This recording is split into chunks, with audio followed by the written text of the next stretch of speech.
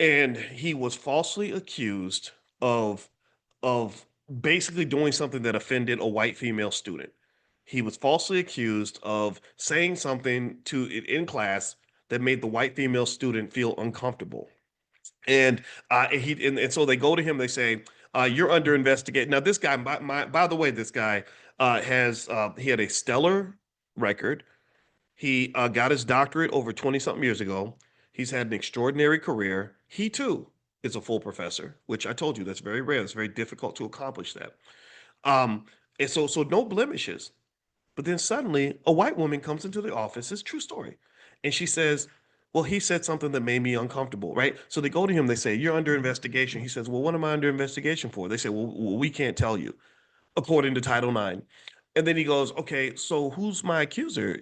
And they said, "Well, we can't tell you because of Title IX, right?" And so he's like, "Well, so what does that mean?" And they're like, "Well, we're going to investigate you." And they investigated him for an entire year. They called in a fancy law firm from Chicago to investigate him for an entire year.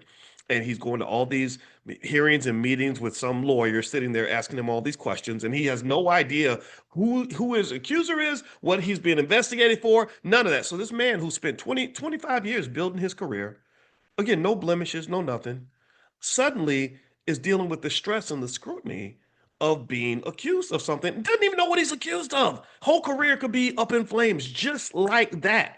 So I got involved. He asked me, he reached out to me. He said, "Can you come and help me because I don't know what to do?" And I said, "Well, you gotta be careful working with somebody like me because I'm the black man that'll get you fired, right? I'm the one who's gonna walk in and tell it like it is."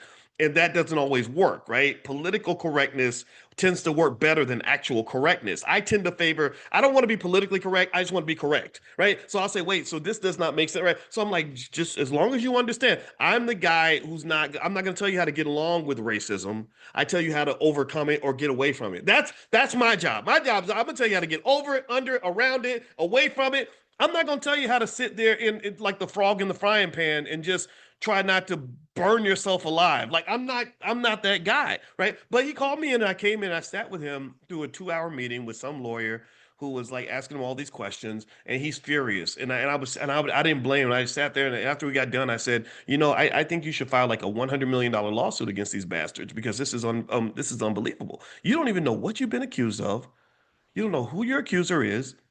They're putting your whole career on the line. You worked your whole life for this. I don't understand. Now, again, you never know, right?